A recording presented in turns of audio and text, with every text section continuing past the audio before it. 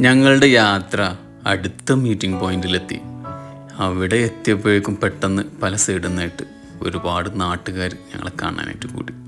ഈ സ്ഥലത്തിൻ്റെ പ്രത്യേകത എന്താണെന്ന് വെച്ച് കഴിഞ്ഞാൽ ഏകദേശം ഒരു ഹിമാലയൻ താഴ്വര പോലെ നമുക്ക് ഫീൽ ചെയ്യും.